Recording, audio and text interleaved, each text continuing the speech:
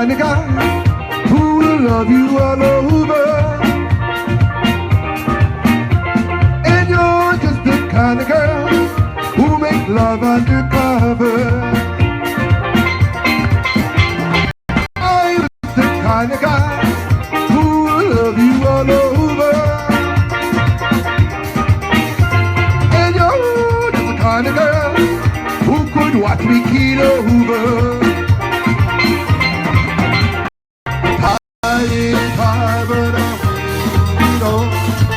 I wanna be your number one.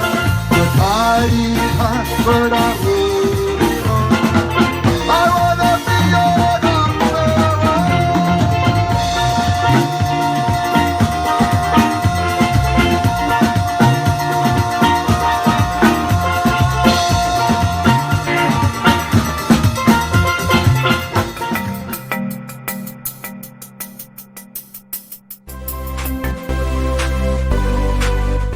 I am MD, host of the Fourth Branch program, inviting you to join me every Saturday at 10:30 a.m.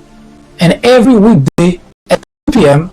for discussions of social political issues and to dissect the meaning and the importance of current events as well as to understand topics of legislations.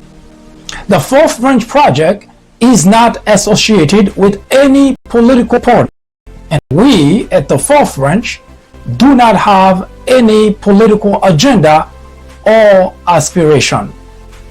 Our ultimate objective is to work towards achieving a more perfect union by removing ignorance, the biggest obstacle to our democracy.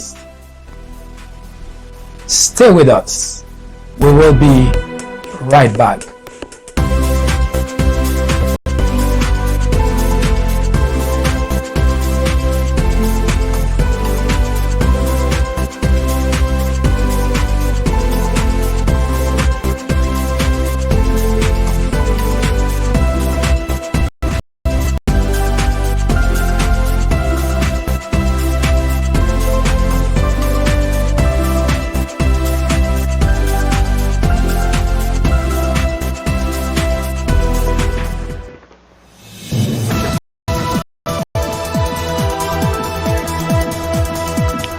Hello everyone, I am MD and this is the Fourth Branch program, the place for common sense.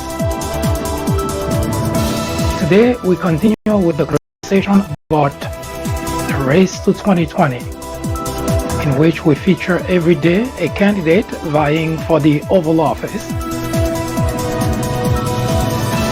We will also take a look at today as why there is a record deficit of leadership in the Republican Party. As a subtitle, we will take a look at today at oversight. What does the Constitution mean by oversight? Stay with us.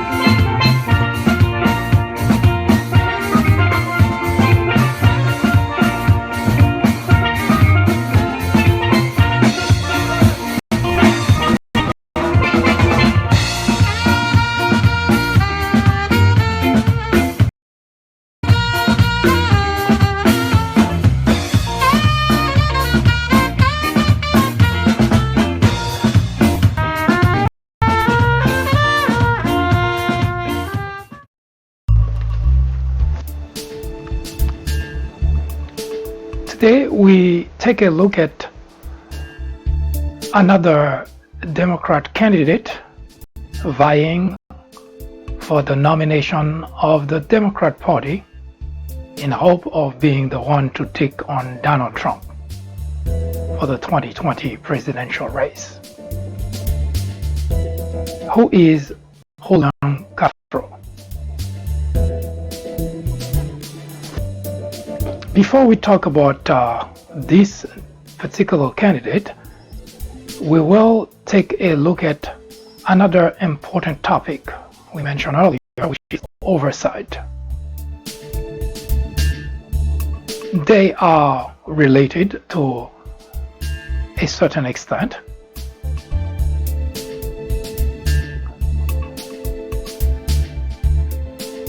but they are both also important to understand. Why would you care about Julian Castro, especially if you are a Republican? Why would you care about oversight, especially if you are a Republican? Now, the first question could be easily answered. If you are a Republican, you may not care much about any Democrat vying for the Oval Office. In fact, as far as you might be concerned, they can all go to hell. Well, not me saying that. Conversation with my fellow Republicans seems to suggest that there is no reason, because the country is doing great. We have a great president, and Democrats have been really hounding the president, doing investigation after investigation. In fact, Democrats are past, should not even exist on the face of this planet. So talking about Julian Castro may not matter much for Republicans who do think and who do feel that way. But how about oversight? Well, quite a few of my fellow Republicans seem to think that that's not necessary either, because, well, the country is doing great. The president is doing such a great job. Why bother him? It doesn't matter if he's crooked, if he's leading the country in the wrong path. It doesn't matter if he collaborated with a foreign entity. It doesn't matter if he's selling the country to the highest bidder. He's just doing a great job. So what's the point of oversight?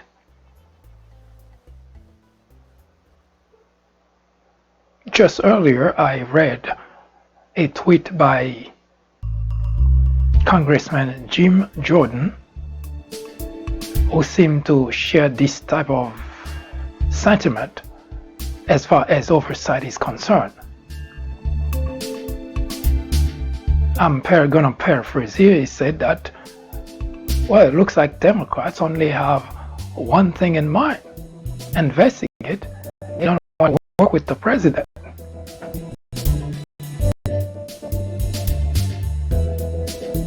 Well, we will come back to dissect both of those topics. As you heard in the announcement, the very purpose of the fourth branch is actually to remove the biggest obstacle to our democracy, which is ignorance. No one can strive in ignorance. No country can make progress in ignorance. Yes, sometimes it seems almost as if something is happening, but you can rest assured, ignorance is the surest path to destruction. As such, we have decided to chip in, to contribute towards removing that very big obstacle, which is ignorance. So stick with us for a moment. We will come back to tackle the first topic, which is oversight. what is the point of it? Does it matter? Or should you care at all? Let's find out.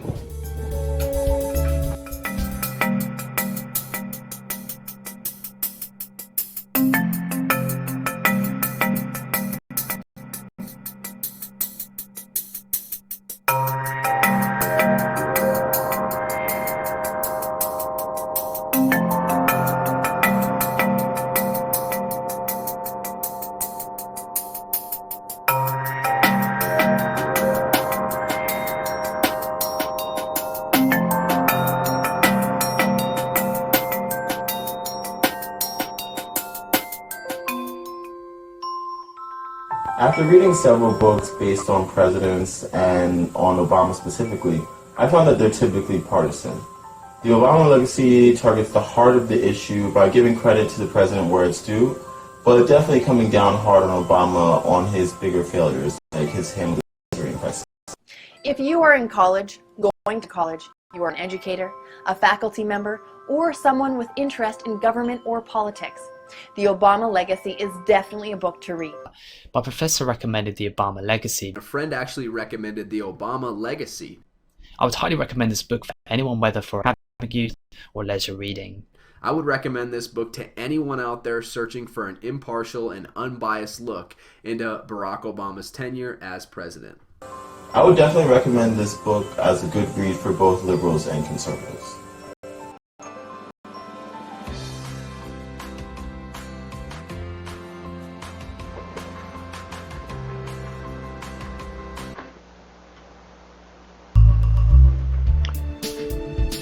What is oversight? Why do we need it?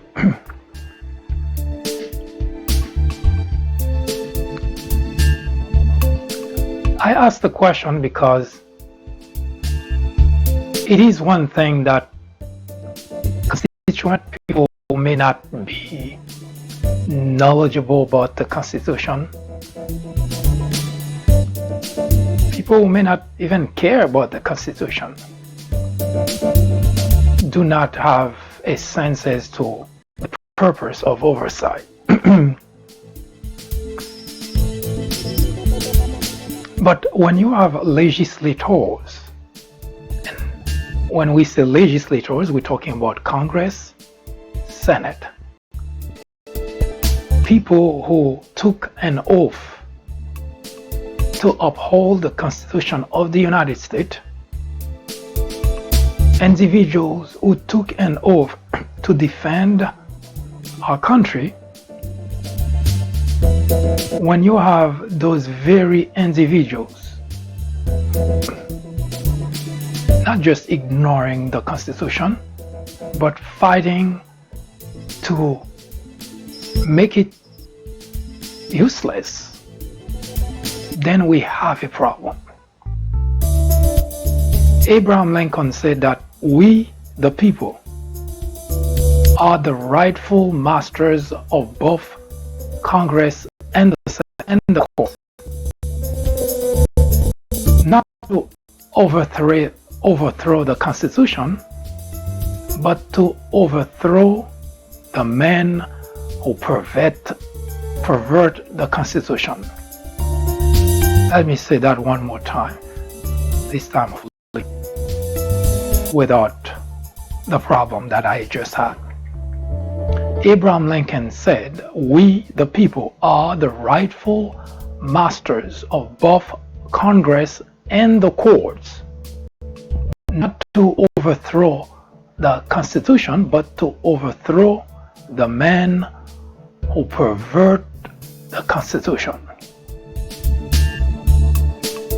Abraham Lincoln is not just any man who just happened to say things for the sake of saying it. Abraham Lincoln is the same guy who gambled his presidency to put an end to slavery. So when he says something, he means what he said. Just a side note, Abraham Lincoln was one of the few presidents who did not have slaves. Coincidentally, his parents did not either. So I gave you this piece of information so that it can be put in context when you hear something coming from Abraham Lincoln. He said that we the people, are the rightful masters of Congress and the courts, not to overthrow the Constitution, but to overthrow the men who pervert the Constitution. The past 2 years, we don't have any lack of such men perverting the Constitution. This morning, as I just mentioned, Jim Jordan alluded to the fact that the investigation that are being conducted by the Oversight Committee, now controlled by the Democrats in Congress, he considered that as a bad thing. He sent a tweet, I'm paraphrasing, but he sent a tweet suggesting exactly that.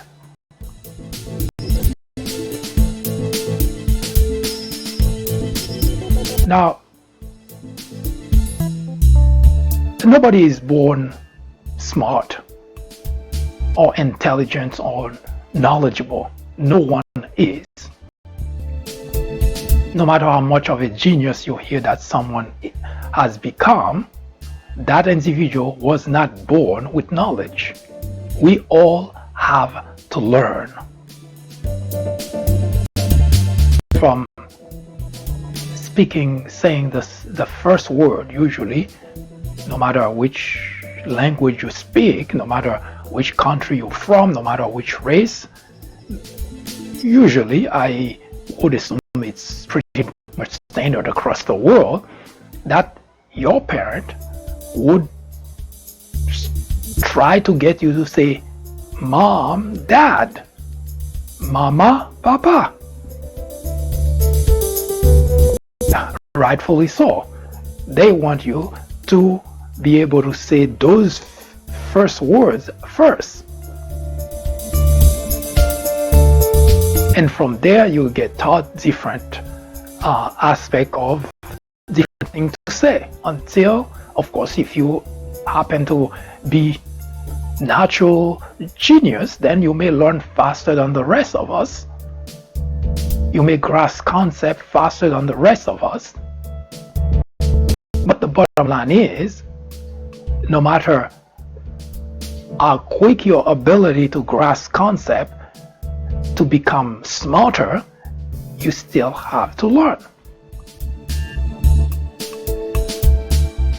Now, this is, and that's what makes it possible for me to be able to say what I'm about to say next. You can easily recognize people who cares and people who don't. People who want something good for the country and people who don't. Now you may choose to ignore that. And the reason I said that is because pattern suggests the word that person, hard that person thinking is. That's why people do investigation. They follow if whoever commits a crime goes with by using a pattern. Criminals, people, serial killers, serial rapists, they do have a pattern, and the reason that they do is because as human beings we draw from what we know. Occasionally you'll find that some of those criminals would use no pattern. They become smarter. They figure out that when authority gonna try to find who they are, they're gonna do exactly what I just suggest, that as human beings we follow a pattern because we learn, we accustom ourselves to certain things, to an environment, etc., etc. So we follow pattern.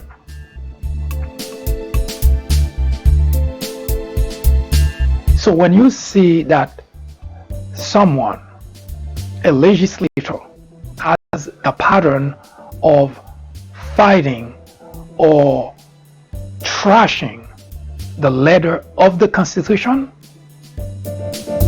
you don't have to be a genius to figure out that that person is not patriotic. Now the person can say whatever he or she wants. I'm God. Would saying that make me God? Of course not. My point exactly. Anybody can say anything that he or she wants. Doesn't make that person what he or she claims. We heard a lot of people claiming they're patriots. But are they? It's the behavior of an individual, the pattern that the person follows, that tells you who that person is. Don't tell me who you are. Show me.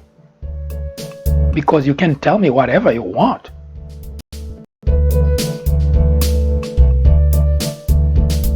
There is even a little anecdote that shows the devil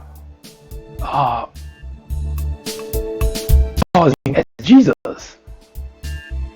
The devil say, I'm Jesus. The point is, anyone can say anything, can claim anything, but that doesn't make it church. Now, whether you are Republican, as a matter of fact, if you are a Republican and those things happen and you condone them, you are as much an accomplice as what transpired, what happened to our nation, what happened to our democracy, as much as the individual who actually commit the act.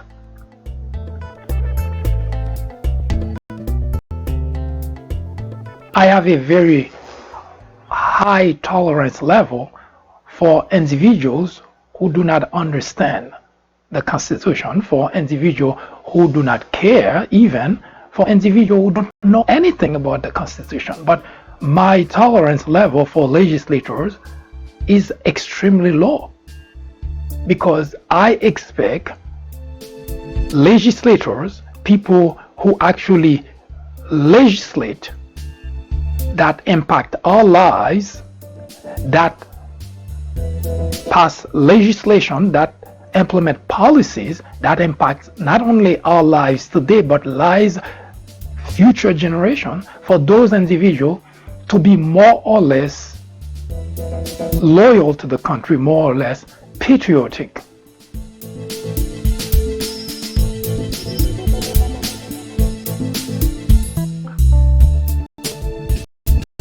Now, because I came to maybe a wrong decision, that maybe, just maybe, Jim may not know what oversight means.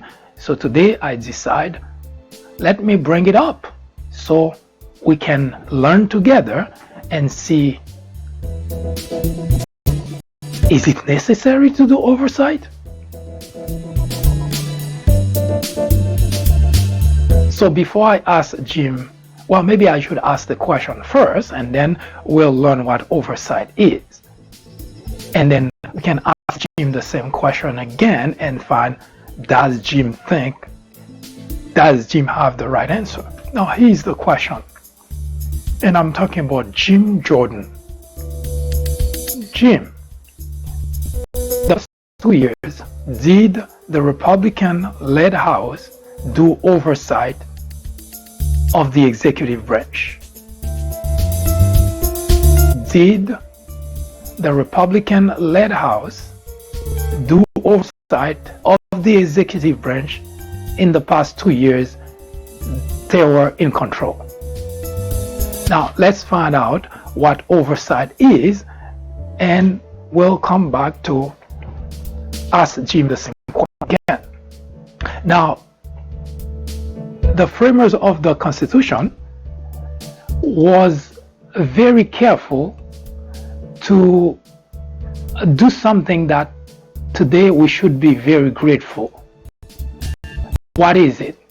That they structure our government as three separate and equal branches.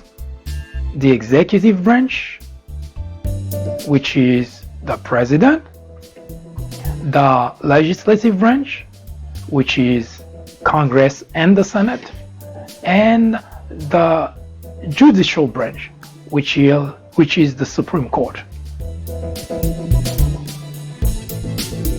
The president has his own power and authority. The legislative branch has its own power and authority. The judicial branch actually doesn't have power. The judicial branch, although has the last word on most any topic that is in discussion, but the job is to simply arbitrate and give their final word. Yes, it sounds like they have power, and it seems like it's a lot of power, but in reality, their job is only as important as when it becomes necessary for us, for executive branch or the legislative branch, to appeal to those guys, those 9 guys and gals in black robe, to arbitrate and say, is that the way it is or isn't it? So they have the final word. But if you were not to go to the Supreme Court asking for help in arbitration, then they would have no importance whatsoever. Now, what is oversight? Now, before I define oversight, let's use a couple of examples, because oversight has 2 distinct meanings, and we want to make sure that we use the right meaning. Now, here's an example of one meaning of, actually, here's a couple of examples. Because of a bank oversight, the money had not been credited to my account. Because of a bank oversight, the money had not been credited to my account. Here's another one. They claimed it was an oversight. Now, in this context, oversight means something that was not seen, that was not that they did not see, they did not notice. When I say because of a bank oversight, the money had not been credited to my account, it's very clear that I'm saying that the bank did not realize that they didn't do that. That's what the oversight in that particular scenario meant. Now, here are a couple of other examples that give you the other aspect, the other definition of oversight. Who has oversight of genetic testing? Is another one. The FBI, fittingly so, the FBI provide technical expertise and general oversight to the investigation. Now, in those two examples, those last 2 examples I just gave, oversight means that watching over, making sure, monitoring, and so on. So the first couple of examples that I gave, this is not the definition we're going to be using. Not something that was not noticed, not something that someone didn't realize, but we're going to use the second aspect of the word oversight. Meaning, we're going to say that this is to be able to see, to be able to notice, to be able to monitor, etc., etc. So this is the definition of oversight we're going to use. So if that's the case, how does Congress exercise oversight? Now, the congressional oversight of the executive branch is a critical part of the United States federal government system of checks and balances. Congressional oversight processes include those related to investigation. Jim, you listening? Congressional oversight processes include those related to investigation, impeachment, confirmation of nominees, appropriation, authorization, and budget. Congressional oversight refers to the power of the U.S. Congress to monitor and change, if necessary, the action of the executive branch. Let me repeat that again. Congressional oversight of the executive branch is a critical part of the United States federal government system of checks and balances. The process of the congressional oversight include those related to investigation, impeachment, confirmation of nominees, appropriation, authorization, and budget. Now let me ask Jim the question again. Did Congress, in the hands of the Republican Party in the first 2 years of Donald Trump, exercise oversight? Now let me recap for you what the processes of oversight is. It relate to investigation, impeachment, confirmation of nominees, appropriation, authorization, and budget. Investigation, impeachment. Did the Republican-led Congress do oversight during the first 2 years of the Trump administration? Now, it is not news for anyone in the nation to say that during the first 2 years, Republican-led Congress and the Senate let Donald Trump do whatever he so wished. In other words, Republicans did not exercise oversight.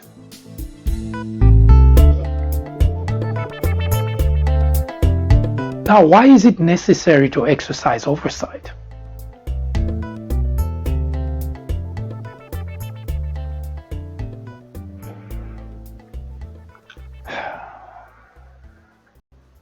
Why is it necessary, Jim, to exercise oversight of the executive branch?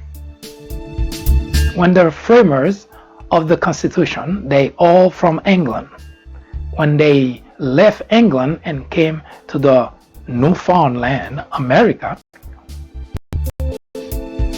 they had no intention of going back, and there was a very simple reason for that. Because they hated the idea of one individual at that time, Queen, having full power, full authority over the lives of everyone without anyone having to say anything. They could abuse their power, they could do anything, and they had to account to no one.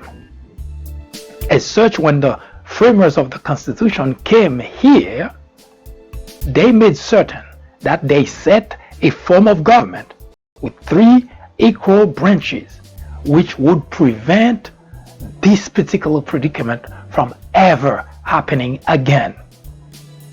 And in order for that to work, the legislative branch has to exercise oversight of the executive branch, because whenever you have a man in power, that individual would use and abuse the power unless there is a limit to that power.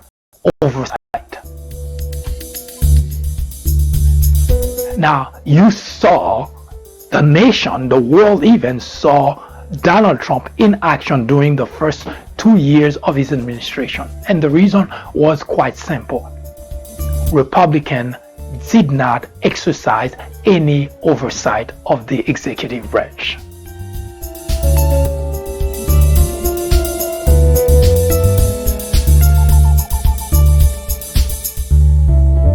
What I observe has been happening with our country is the following.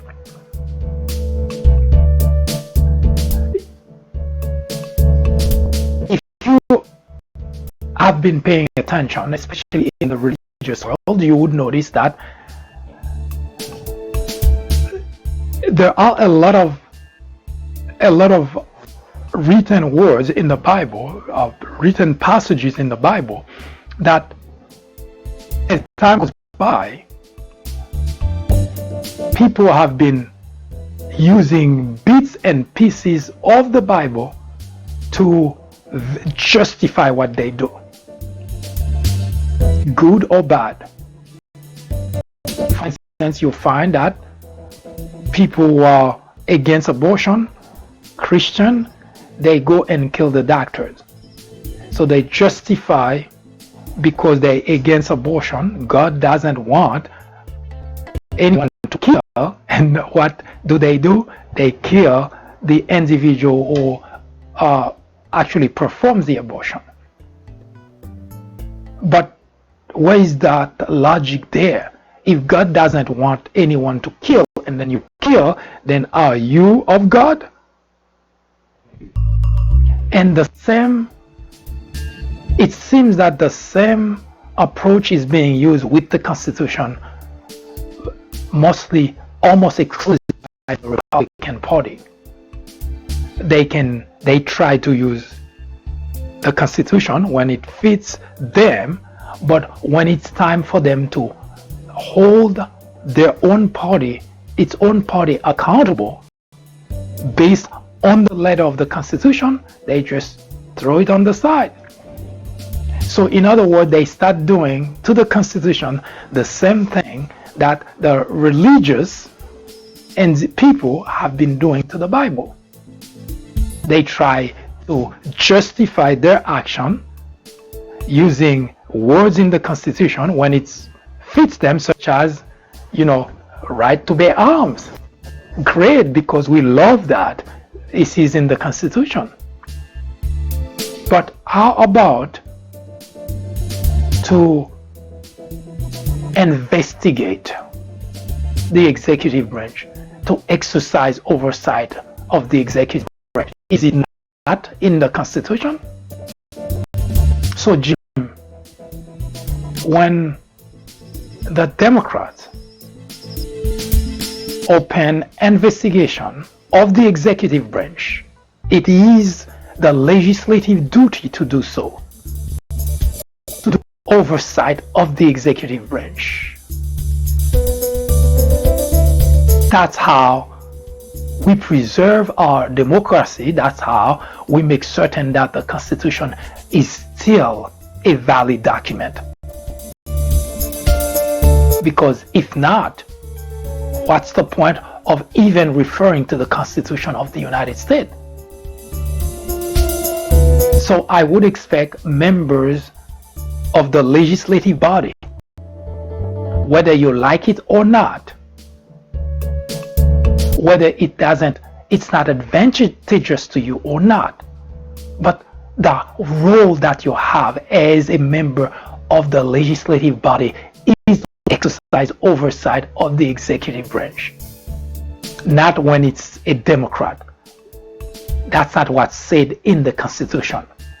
It's to exercise oversight of the executive branch, no matter which political party is in the Oval Office. At this point in time, Jim, you fail. You and many other Republicans have failed to exercise oversight, exercise your legislative duty. As such, you, Mr. Jim Jordan, and many other Republicans in the legislative body have endangered the Constitution of the United States, to say the least. Yes, it is necessary to exercise oversight. Now, it is one thing for the President of the United States to rail against the Democrat, but it is shameful that a member of the legislative body actually is working against that very idea, which is in the Constitution, that your job is to exercise oversight of the executive branch. I hope that can be of some help.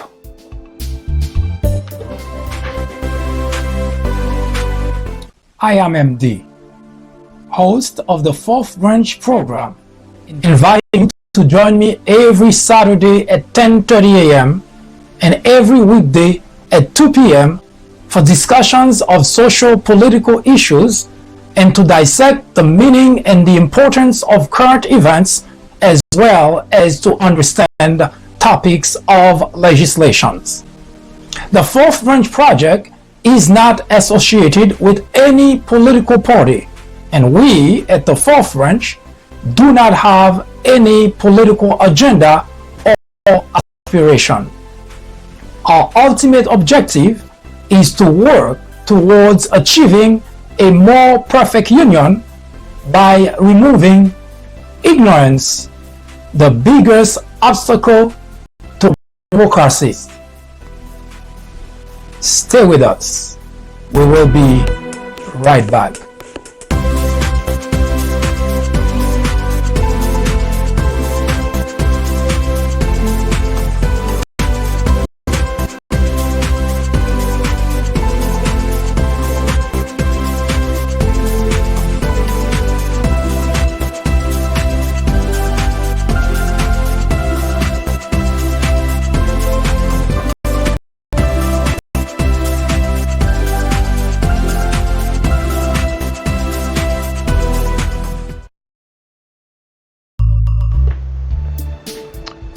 If you join us for the first time, I would strongly encourage you to visit the People Branch YouTube channel.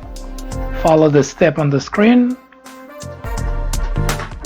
and browse through the channel. Or you can search for a particular topic. And while you're there, we encourage you to subscribe to the People Branch YouTube channel, to follow us on Twitter, on Facebook, or whichever venue that you happen to be watching this program. That would give us the opportunity to send you an invite, to send you update, and to keep you abreast of what is of the activities on the Fourth Branch front.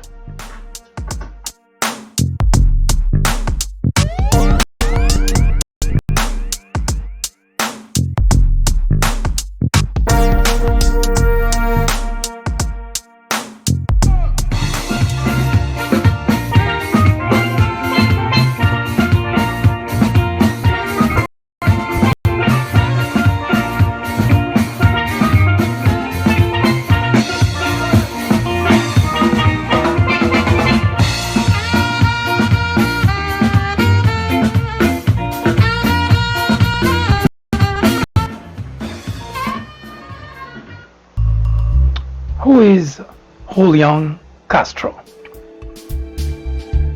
Now, it should be no surprise to any individual living here in the United States that the past 2 years has been very tumultuous. 2 years has been chaos, not only right here in the domestic front, but also on the international front as well. Most of our allies have simply stayed away from us, and our enemies are actually getting bolder and closer, pretty much infringing on many territories that United States used to, well, defend, used to consider safe. As such, the 2020 presidential election cannot be just another year.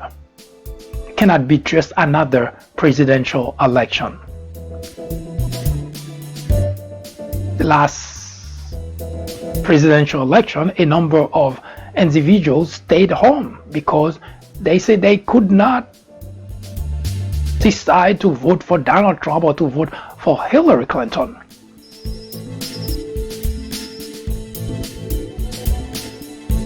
And we found a number of those people who now complain of the Donald Trump presidency. You see, not to vote is not a form of protest. It is a form of surrender. As such, we at the Fourth Branch have been talking, using a different approach, a different platform to talk about the candidates vying for the office of the presidency. If you tune to any regular network, you get a lot of information, buzzwords, interviews, and so on, that those candidates crisscrossing the country trying to raise their hands, say, I want to be number one, I want to be number one. Well, just a side note, the song that we use as theme for talk about the candidates is titled, I Want to Be Your Number One. And we use that, and we will continue to use it every time that we talk about the 2020 presidential election. Now, the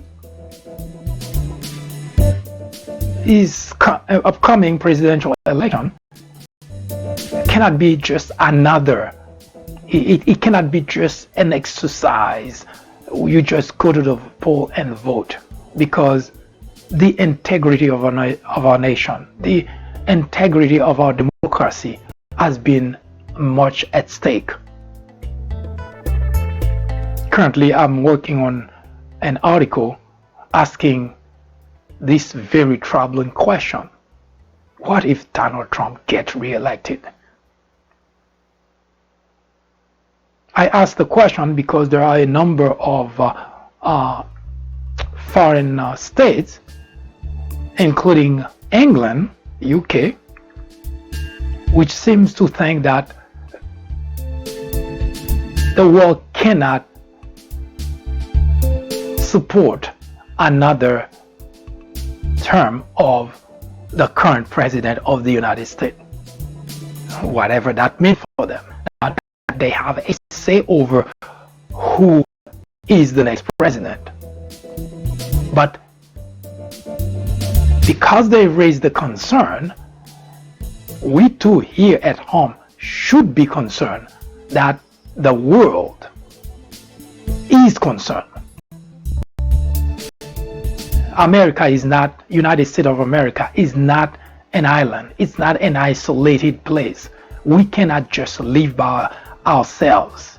If all those states currently still cooperating with the United States, although at lower level without the president, but what if they stop? What if they turn their eyes elsewhere, the other way? We may think that the United States of America will always be this shining city on the hill and everyone just have to fall in line. It doesn't work that way.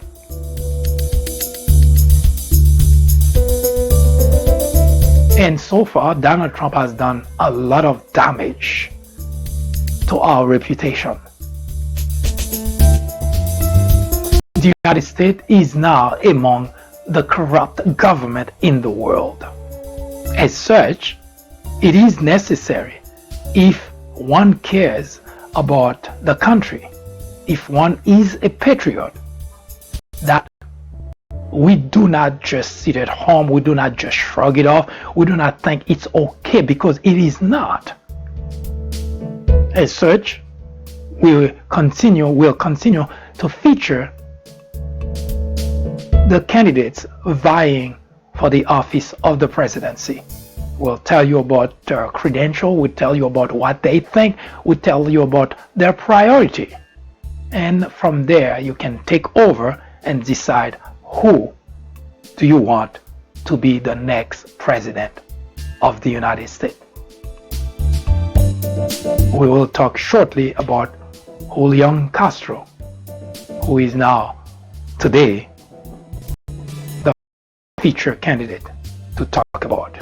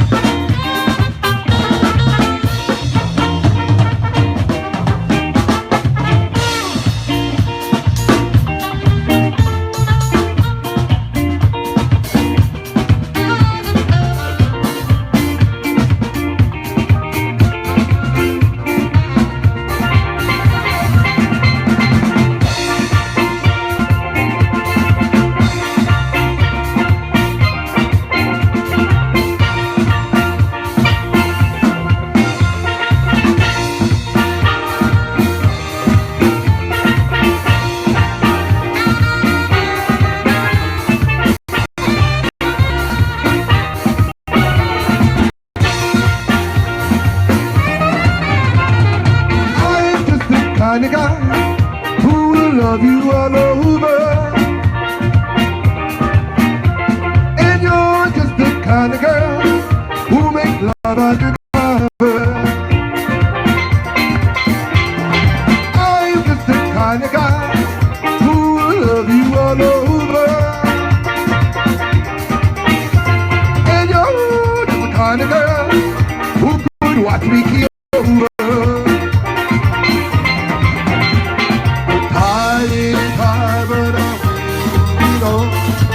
I wanna be your number one. The tide is high, but I hold on. I wanna be your number one.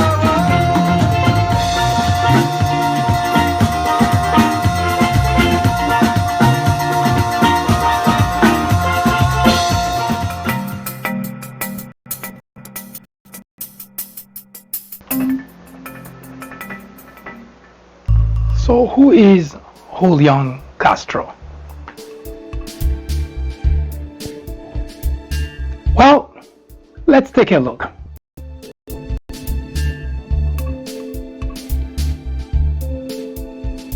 Julian Castro, you may recall, he was appointed by the Obama administration as Secretary of Housing and Urban Development. He occupied that office from July 2014 to January 2017. That's when Obama was exiting the Oval Office. Now, before that, actually, when Obama picked Julian Castro to become the 16th United States Secretary of Housing and Urban Development, HUD, he was actually mayor of San Antonio. He was in that post since June of 2009, and of course in July of 2014 when Obama picked him to become Secretary of HUD, then of course Mr. Castro had to relinquish that job, that post of mayor of San Antonio. Mr. Castro has two children and his wife. He married in 2007, Erica Lira. Mr. Castro went to Stanford University where he obtained a Bachelor of Arts. And he did continue his education later by going to Harvard University where he got a Juris Doctor degree.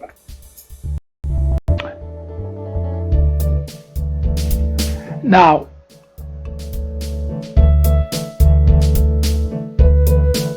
you may not necessarily, if you don't follow, if you're a Republican or you don't follow closely the life or the career of Mr. Castro, at some point during the Hillary Clinton presidency, he was even mentioned as a possible running mate for Hillary Clinton. Now, there is an interesting thing about Julian Castro. He has a twin brother, identical twin. In fact, there is a story behind the fact that there were a few events in which his brother Joaquin actually substituted for Julian Castro. Of course, nobody knew. You cannot tell them apart, which is kind of interesting.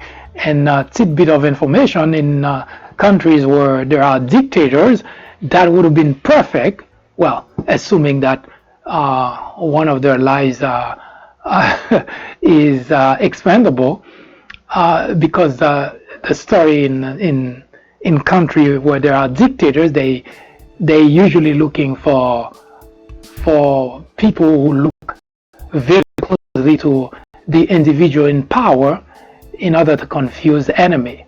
So if you happen to kill that individual and you think it's the president or the ruler that you killed, then you would be really mistaken as to what next you would need to do, because obviously if you have made an attempt to kill the president or whoever the ruler is and you fail, then chances are you better flee the country. Any event, Castro was born in San Antonio, Texas. Now, yes, he is obviously of Hispanic descent. His name clearly tells you that.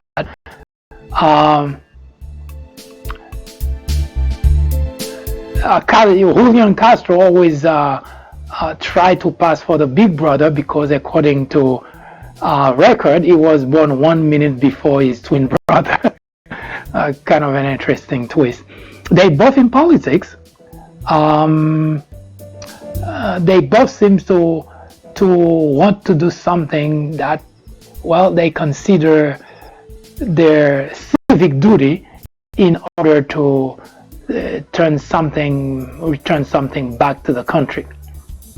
Now, let me kind of an interesting piece of information that when Castro was in high school, that was at Thomas Jefferson High School, he played football, he played basketball, he played tennis, and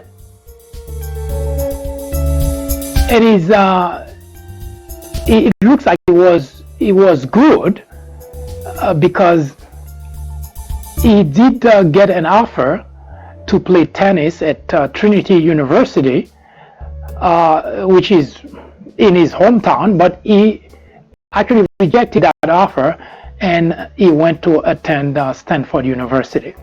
So we don't know.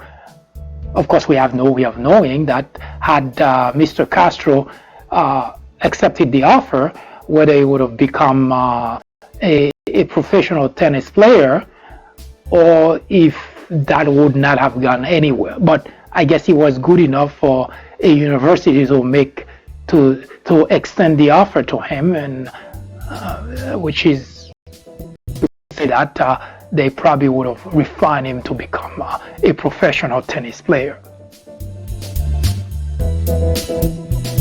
Now, Mr. Castro, when he was at Stanford, where he got his Bachelor of Art degree, he was already thinking politics, according to record, because he did launch a campaign, his first campaign, and won the Student Senate seat. And he was tied with his brother, interestingly enough, for the highest number of votes. I guess maybe they couldn't tell them apart. So when they thought they were voting for Julian, they were voting for Joaquin. If they thought they were voting for Joaquin, they were voting for Julian. But in any case, they, I guess together, even individually, they won the highest vote. But if you put them together, then they pretty much won the seat, the Student Senate seat. Mr. Castro did acknowledge that the reason that he could get into Stanford University, well, not the reason, but he did give credit to affirmative action for having the opportunity to study at Stanford University. But I don't know if that's absolutely true, because Mr. Castro did have a score of 1210 on his SAT. Well, maybe that was true, because 1210 is not really a high score when you consider that I guess the score is 1210 over 1600, I believe. So yes, it looks like Mr. Castro was absolutely correct to think that affirmative action was what accorded him the opportunity to study at Stanford University. But in college, he did extremely well. So it doesn't point out the fact that he is a very strong supporter of affirmative action, but he did well enough, I guess, at Stanford University, that he didn't have any problem entering Harvard Law School in 1997 and graduated with a Juris Doctor in 2000. Now, Mr. Castro has been in politics. He's only, well, young man, he's only 44 years old.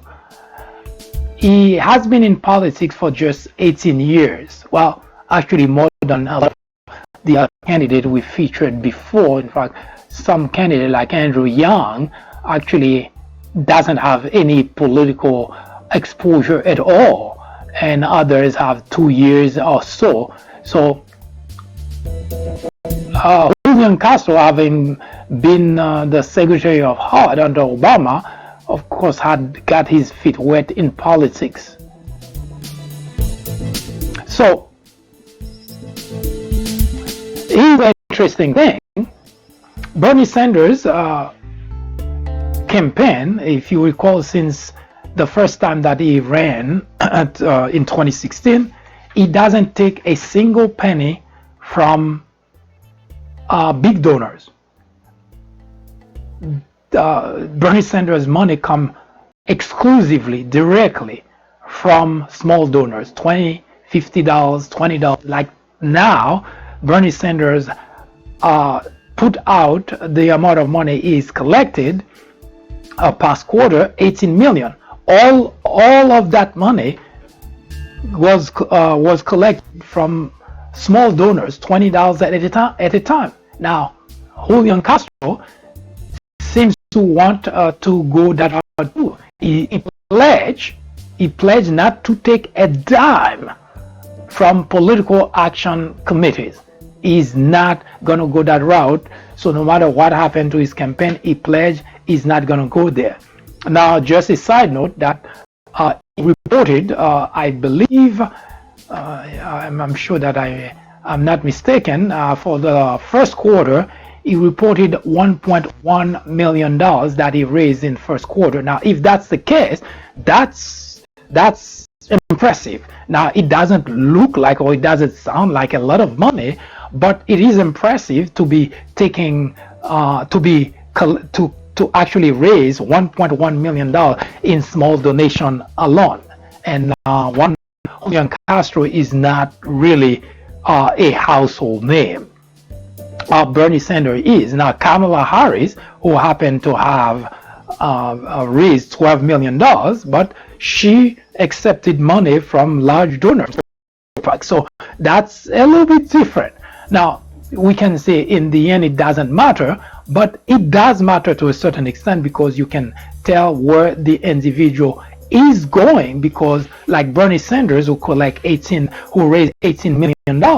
Now, when you think about it, $18 million, that means he has enough people who support him that would vote for him. So that's pretty impressive. So the fact that Julian Castro managed to raise $1.1 million last quarter, the first quarter rather, without collecting a single penny from Super PAC, that still is impressive. Now, what is Julian Castro's big idea? Now you're looking at him with his brother. You can clearly tell that you may not be able to tell them apart if they come to you individually. You would think it's the same person that just left. In any event, Mr. Castro doesn't have what you would call a fleshed out plan yet, but his big idea is. He is for free trade. He wants to open trade with other countries because he says that he can see the benefit of free trade. The idea of stifling other countries and preventing free trade from striving in the country is a bad idea. So Mr. Castro believes that can resolve the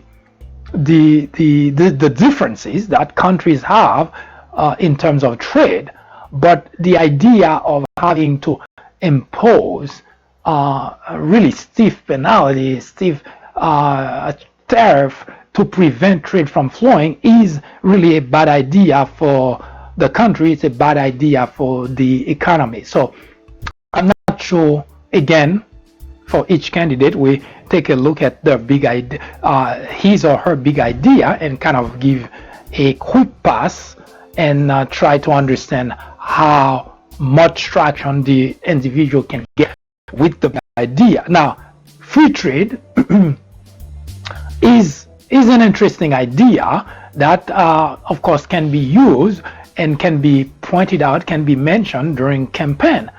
But I have not envisioned, I'm not able yet to visualize how the free trade argument can be an exciting theme to use in campaign trail. Then again, that's why I'm not a candidate, because maybe Mr. Castro already figured that out. But whatever the case is, that is big idea, and he's gonna use that as his rallying theme in order to get support from prospective from voters. Now, what are the chances? What are his chances, rather? Well, it is a question that we leave to be answered after we we're done featuring all the candidates, and we will come back and we will take a look at what are the best big ideas that can be used on the campaign trail, that can be used as a rallying theme and attractive to the constituent. Now, can make it? Well, that's a question we always say, let's wait and for at least the first debate. As I mentioned before, the first debate will take place in Florida in June, and by then we will have already completed our featuring all the candidates, and we will be in a position to kind of give you a sense of where exactly we are going, who will make it, who will not.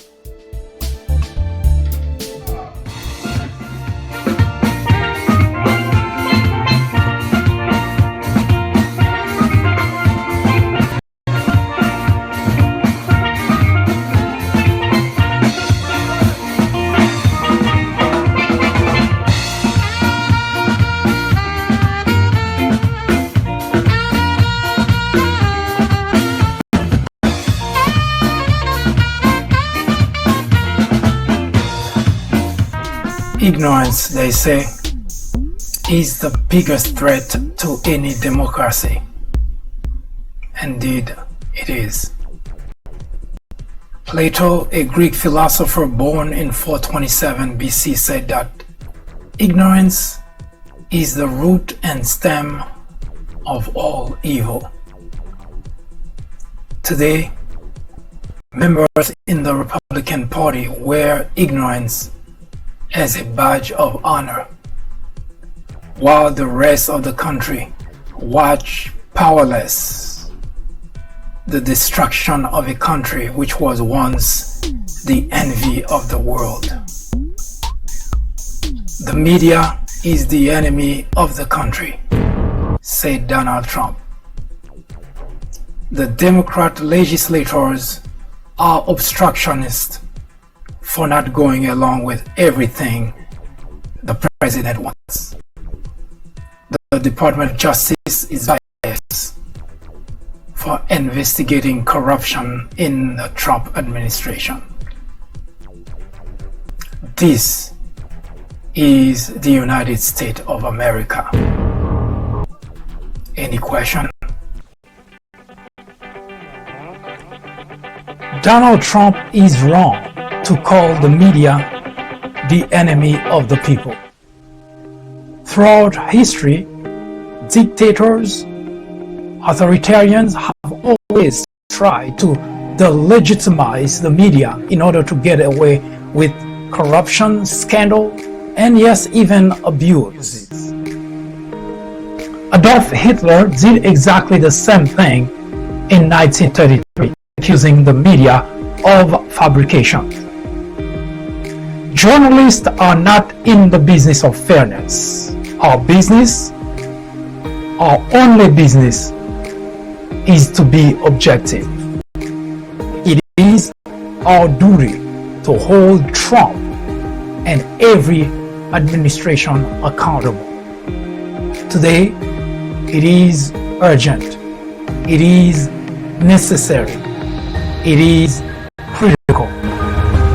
Our very freedom depends on it.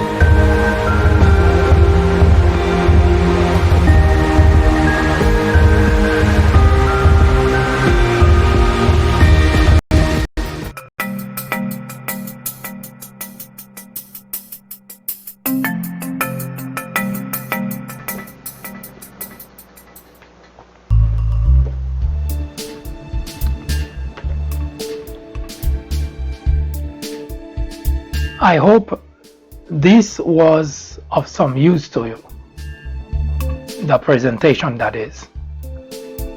If you have question, comment, criticism, suggestion, do not hesitate to contact us. Let us know. Should you have a topic you would like us to talk about, Send it to us. We will research it, we will debate it right here on the Fourth Branch program, the place for common sense. Tomorrow we will talk about Wen Messam, another candidate vying for the presidency of the United States.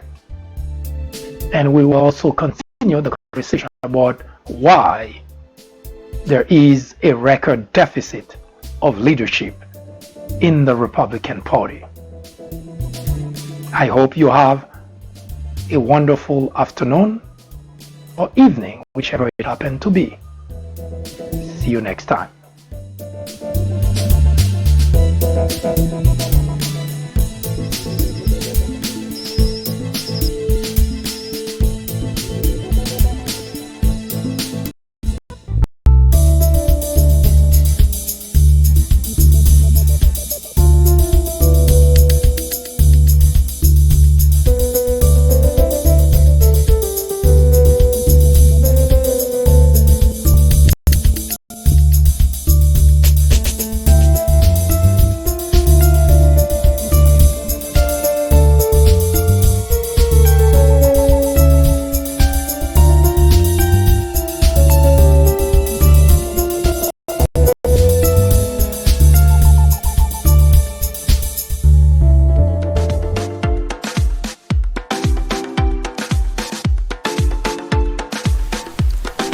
The Fourth Branch podcast is brought to you in collaboration with the People Branch publication, which can be found on the People Branch website, located at peoplebranch.org. That's peoplebranch.org. That's peoplebranch.org website, in which you will find a number of very interesting articles.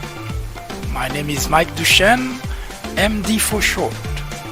I hope you have a great afternoon or a great evening, whichever it happens to be. Hopefully you can join me again next time for another interesting episode of this podcast.